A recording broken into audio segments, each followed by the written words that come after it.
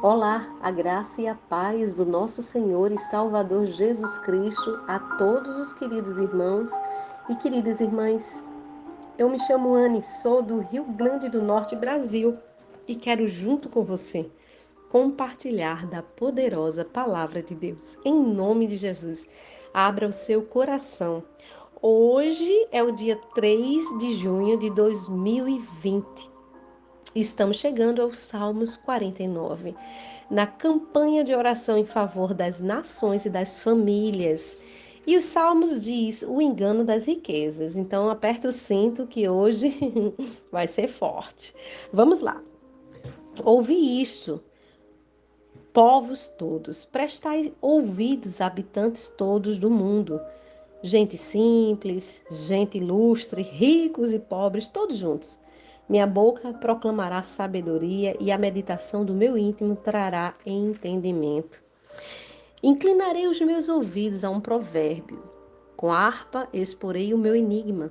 Por que temer nos dias de infortúnio, quando me cerca a iniquidade de meus agressores, daqueles que confiam em suas fortunas e se vangloriam da abundância de suas riquezas?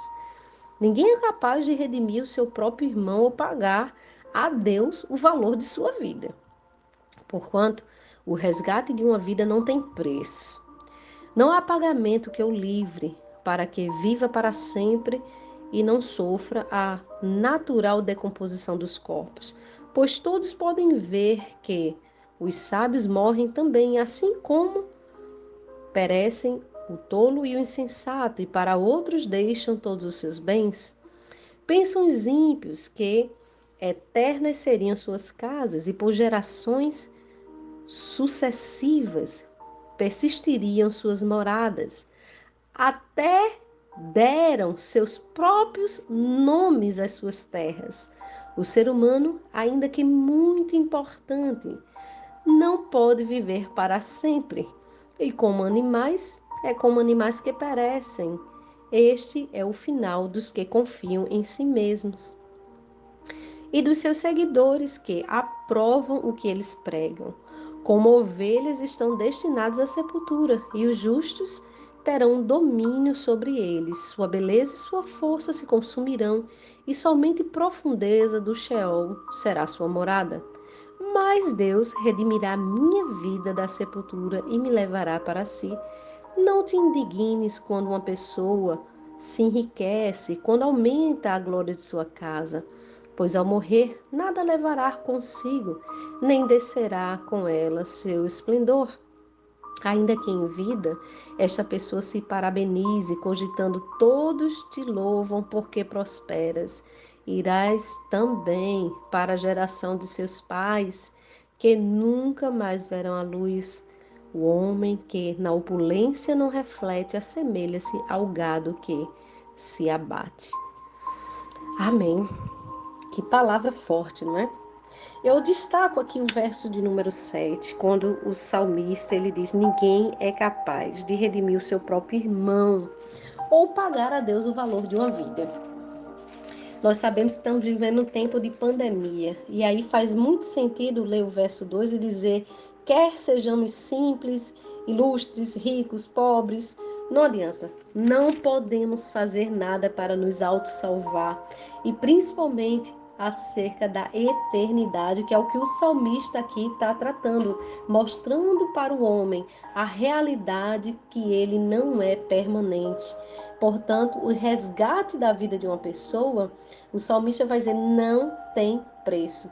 Não há pagamento que o livre. Quem pode redimir a sua alma? Quem pode levar a sua alma para a eternidade? Quem pode tornar você um ser eterno? O salmista diz no verso 15: Deus redimirá a minha vida e me levará para si. Sua riqueza de nada vale, como ele diz aqui no verso de número 16 e 17. Nós vivemos num tempo de injustiças e muitas coisas perturbam a nossa alma. Existiam muitos debates políticos, muitas guerras que tratam dessa questão da injustiça social. Inclusive aqui no Brasil, algumas pessoas que até morreram por essa causa, porque foram defender a causa do pobre, juízas, não é, promotoras, enfim, pessoas que tiveram sua vida literalmente foram assassinadas em função desse crime, porque defenderam, morreram por uma boa causa, inclusive, mas de forma injusta essas pessoas perderam sua vida.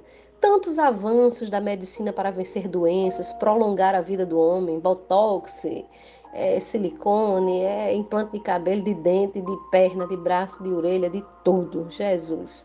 Mas ainda assim, cada um que tem uma senhorinha que a gente dá a mão, boa tarde, boa noite, e a gente pensa que tem 50 anos, mas está com 80 ali, com tanta produção da ciência. Porém, todos nós caminharemos para a morte, quer queiramos ou não. Todos nós vamos cruzar e nos deparar com esse caminho. E precisamos parar para refletir o que é que nós estamos fazendo. Será que nós não estamos entendendo o recado de Deus para este tempo que nós estamos vivendo? Olha bem o que aconteceu no Brasil, quantas pessoas usurparam do dinheiro dos trabalhadores e o preço tão alto que este país tem pago agora. Olha bem as questões de outras nações que tinham tanto dinheiro, tantos recursos, que era, uau, o top do mundo. E está lá precisando do mesmo jeito de Deus. Então, queridos, estamos agora todos no mesmo barco e precisamos da mão, da graça, da bênção do Senhor.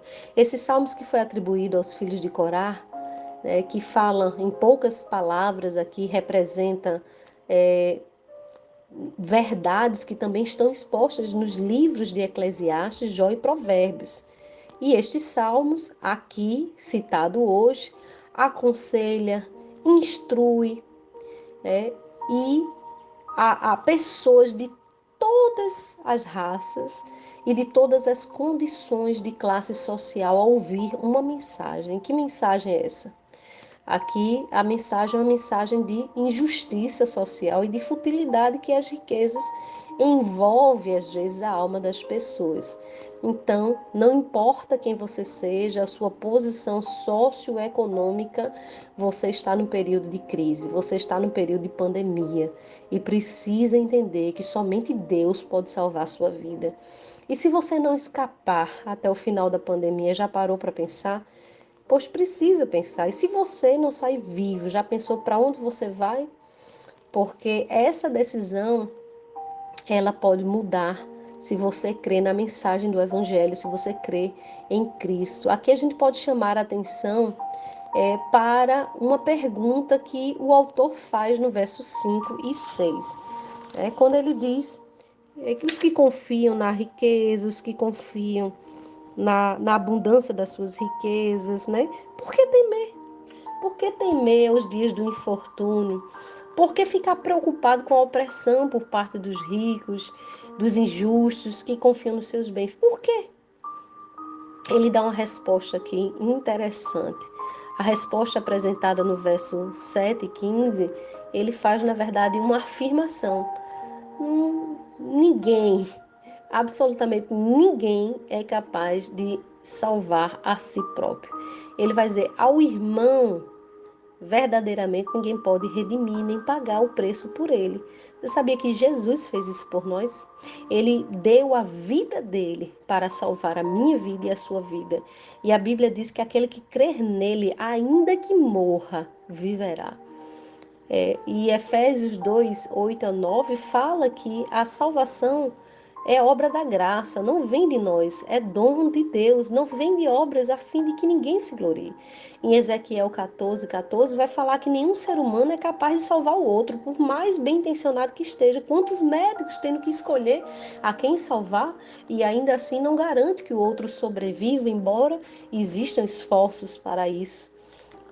Estamos aqui dependendo de Deus. Homens sábios, homens que tiveram os seus ensinos, de certa forma, restringidos. Todos nós precisamos agora confiar em Deus. Não podemos colocar a nossa confiança nas riquezas, porque elas não podem salvar. Se assim pudessem, os países de primeiro mundo já estariam com a solução em mãos, não é verdade? E aí, grandes construções, né? Grandes hospitais. Será que eles conseguem reverter esse quadro? Claro que não. Como diz aqui o salmista, para quê? essa glória das riquezas se quando você morre você vai descer ao pó e não vai levar nada? Você não vai levar os seus bens. Para quem fica isso daí? Né? Para que tanta ostentação? Né? Que coisa fútil. Nós deveríamos pensar um pouco mais sobre a nossa existência e entender que o dinheiro perde o seu valor justamente na morte. Né? Adesivos em carro dizendo eu confio em Deus, eu sou Deus, eu pertenço a Deus e falando tantas coisas, mas que na hora do aperto mesmo precisamos clamar a Ele, ricos, pobres, você independente do seu acúmulo de bens ou não. Você precisa entender que neste momento você está dependendo de Deus para este tempo. O apóstolo Paulo diz que morrer era lucro. Morrer era lucro e viver era Cristo. Ele tinha este entendimento e para muitos de nós morrer seria a melhor opção de fato. Embora a gente tenha um apego tão grande aqui à terra e às coisas da terra e às pessoas que a gente não pensa como o apóstolo Paulo pensava. Mas Jesus também ele reforça uma parábola sobre o rico quando ele estava falando da brevidade da vida para aquele rico e falou também que ninguém podia servir a dois senhores. Existem pessoas que amam mais ao dinheiro do que o próprio Deus. Estão pensando muito mais em dinheiro do que no próprio Deus. É o que está escrito lá em Lucas 12, do 16 ao 21. Nós devemos entender que um dinheiro nos serve, mas nós não podemos servir como se ele fosse um Deus. Jó completa um ditado que nós deveremos repetir isso nos dias de hoje. Jó 1:21 diz: nu eu saí do ventre da minha mãe, nu vou voltar. Nós deveríamos entender isso. Eu vim nu e dessa vida eu não vou levar nada. Parafraseando a frase aqui de Jó. Precisamos entender que priorizar os bens ao invés de pessoas é uma loucura. É uma loucura, é um ato de insanidade. Colocar qualquer coisa de dinheiro ou de recursos financeiros acima do valor da vida é um ato de insanidade. Provérbios 23, do 4 ao 5, vai dizer: não te fadigues para seres rico, não apliques nisso a tua inteligência. Porventura, fitarás os olhos naquilo que não é nada? Pois certamente a riqueza fará para si asas como a águia que voa pelos céus. Queridos, sabemos que o Senhor nos alertou que nós deveríamos priorizar o seu reino e a sua justiça.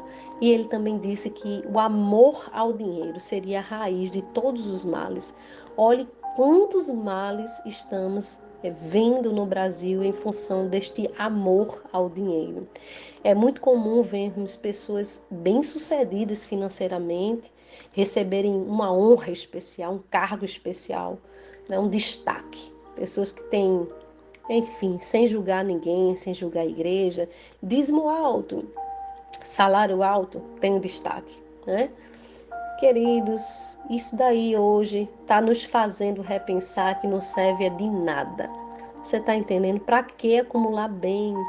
Depois de tanto tempo, passando pelo que nós estamos passando no Covid, nós temos que entender que o nosso dinheiro não vai enganar a morte. Ninguém consegue fazer assim, abanar o dinheiro na frente da hora da morte, dizendo não me leve porque eu tenho dinheiro para pagar você. Não existe essa possibilidade. Animais morrem, pessoas morrem, rico morre, pobre morre. Então, que você entenda que não é o seu dinheiro, ou a sua inteligência, ou a sua posição que separa você, mas que é muitas vezes que separa você de outras pessoas, mas que é o seu egoísmo, a sua falta de amor ao outro, que faz com que as pessoas se tornem distantes de você, porque você não prioriza aquilo que tem mais valor. Então vamos deixar de lado o amor ao dinheiro, a posição social e tudo que nos leve a abrir mão da comunhão com Deus e da comunhão com os irmãos, que é a coisa mais importante que nós temos na nossa vida. Abrace as pessoas que estão na sua casa, ame sua família, reconheça o valor delas e principalmente hoje se prostre diante de Deus. Você que está em outra nação, que tem um cargo, que tem uma posição elevada, ore agora junto comigo. Eu convido você literalmente a se inclinar diante de Deus. Se puder, faça um gesto de humilhação agora perante Deus, de humildade, para reconhecer que Ele é grande. Eu convido você a se prostrar de joelhos. E se você puder, literalmente, desça a sua face ao chão e vamos orar. Vamos orar. Pai, em nome de Jesus, estamos aqui, Senhor, em sinal de humildade, em sinal de reverência, literalmente prostrados, Senhor, no chão, com a nossa face rente ao chão, Senhor. Reconhecemos que nada somos, ó Pai, que nós falhamos para contigo quando nós priorizamos nosso trabalho, o dinheiro, Senhor, ao invés de buscar a Ti e de usar o dinheiro. Usamos muitas vezes as pessoas e nós queremos nos arrepender, Senhor, diante da Tua presença. Pai, perdoa os nossos pecados e falhas. E assim como Tu tem tratado com a nação brasileira, trata também com as nações, corrigindo essas injustiças e levantando homens com a Tua sabedoria, Pai, para reger as nações. Pai, pedimos a Ti que não permita com que pessoas, Senhor, racistas, preconceituosas, pessoas, Senhor, que não têm amor às vidas, que cometem tantas injustiças sociais, que essas pessoas detenham poder. Pai, olha as nossas vidas agora. Olha, Senhor, para este irmão, para esta irmã, que está vendo, Senhor, o que está acontecendo nas nações no mundo e que está clamando junto, Senhor, comigo, Pai da sua casa, sabendo que não pode salvar a si mesmo. Olha, Jesus, as maiores potências mundiais foram abatidas por Ti. E nós pedimos a tua graça, Senhor, ergue as nossas nações, Senhor, ergue a nação brasileira, faz ela prosperar, faz os estados brasileiros voltarem a ter alegria, Senhor. Deus, manda a salvação para essas nações, para o Brasil, Senhor, e para as famílias, ó Pai. Em teu nome, usa os médicos, Senhor. Usa, Senhor, a medicina, Senhor. Usa as tecnologias avançadas, Senhor, para salvar as vidas que a ti pertencem, Senhor. Porque tu que nos desse o fôlego da vida, Pai, nós clamamos a ti, Senhor. Em nome de Jesus, não deixa faltar nada nesta mesa, não deixa faltar o alimento, Senhor. Que o Senhor se compadeça de cada família, Pai. Assim nós pedimos a Ti, Senhor, e cremos que o Senhor está ouvindo, vendo a nossa reverência ao Teu nome, os nossos joelhos, Pai, curvados, os nossos corpos, Senhor, humilhados perante a Tua presença, em sinal, Senhor, de reverência, de dependência de Ti, Senhor, porque sem Ti nada podemos fazer, Pai. Clamamos a Ti humildemente, Senhor, que ouça as nossas orações em nome do Teu Filho Jesus e salva, Senhor, o povo brasileiro. Salva, Senhor, as outras nações, ó Pai. Salva a nossa família. Quebra, Senhor, o poder do Covid-19, Senhor, sobre a nossa casa, Pai. É o que nós oramos a Ti, Senhor, e te agradecemos em Teu nome. Amém e amém.